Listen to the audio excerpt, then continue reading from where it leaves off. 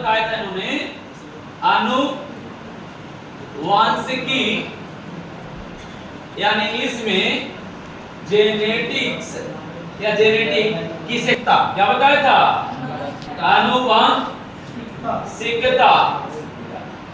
आनुवांशिकता यानी कि heredity, heredity, heredity कहा जाता है। फिर इसके बाद तीसरा नंबर में इन्होंने बताया था, याद रखिएगा, इसको कहते हैं आनुवांशिकता का गुण, आनुवांशिकता का गुण, आनुवांशिकता का गुण, यानी इन्होंने बताया था heredity character, heredity character, heredity character,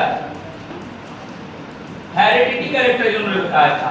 चौथा नंबर पॉइंट में याद रखना बच्चे लोग, है ना, कि चौथा नंबर में इन्होंने बताया था कि वंशावली क्या है ना, वंशावली या फिर वंशानुगत किसको कहते हैं? वंशानुगत, वंशानुगत, वंशानुगत, वंशानुगत किसे कहते हैं? यानी वंशानुगत, इसको याद रखना बच्चे लोग, वंशानुगत, पेडिग्री बोलेंगे, पेडिग्री, पेडिग्री कहते हैं, वंशानुगत कहते हैं इसको।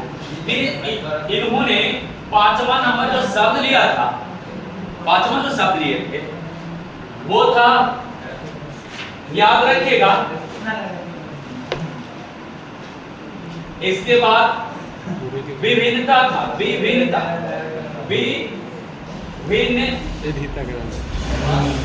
विभिन्नता, विविधता, इंग्लिश में वेरिएशन का क्या कहते हैं?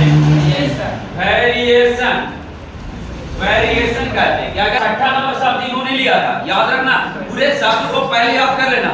दूसरा तीसरा छठा नंबर में पॉइंट में बताया हमने, उसको बताया गया कि जीन किसे कहते हैं? जीन, यानी जीन के बारे में। इसीलिए तो मैं आपको फिगर में एक जगह पर बताया था कि मेंडल को जीन का जनक भी कहा जाता है, जीन का जनक भी कहा जाता है। इनको मालूम नहीं था जीन, जीन बताने वाला जोहानसन थे, और जोहानसन ने इस जीन के बारे में बता दिए, तो ये जो है बहुत जीन के बारे में जानकारी ले लिए, तब से इनको जीन के जनक भी कहा जाता है। आनुवांशिकी तो जनक ही थे, अब जीन के भी जनक हैं। तो यहाँ पर याद रखिएगा कि जीन के बारे में भी पता लगाया गया था। सातवां नंबर में इन्होंने बताया था अलील, क्या बताया था? अलील, अलील, यानी कि अलील के बारे में, अलील के बारे में भी इन्होंने बताया था। आठवां नंबर जो शब्द है अलील के बाद जो है, इसको बिल्कुल याद रखिएगा, इसको कहते हैं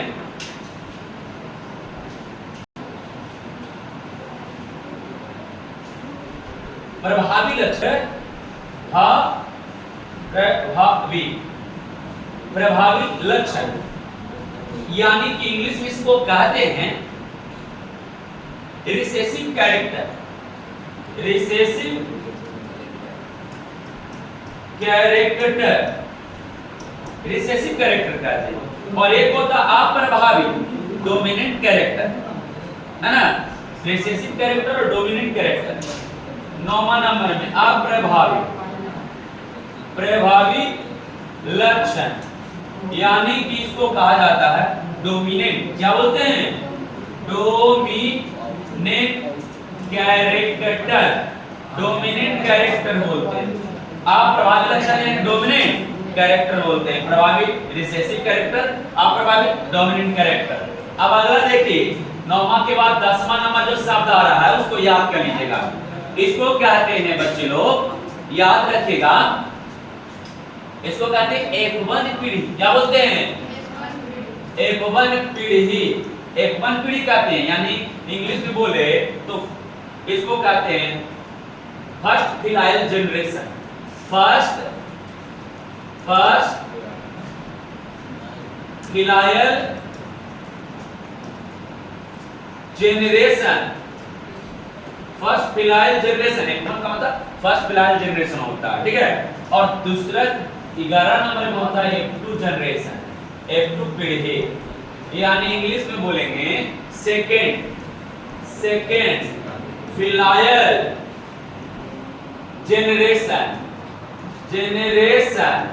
है ना। इसे भी याद रखिएगा। 12 नंबर जो है उसको कहते हैं समयुग्मी, क्या बोलते हैं? समयुग्मी। आगे होता विषम युग्मी, समयुग्मी, समयुग्मी इंग्लिश में कहेंगे होमोजाइगस। क्या बोलेंगे? होमोजाइगस। एक होता है 13 में विषम युग्मी, जिसको कहते हैं हेट्रोस्टाइल, हेट्रोस्टाइल सॉरी यानी होमोजाइगस है हेट्रोजाइगस, हेट्रोजाइगस बोलते हैं, हेट्रोजाइगस विषम युग्मी बोलते हैं। अब उसी तरह से 14 नंबर पॉइंट की बात करें तो आता है फिनोटाइप। क्या आता है? फिनोटाइपिक,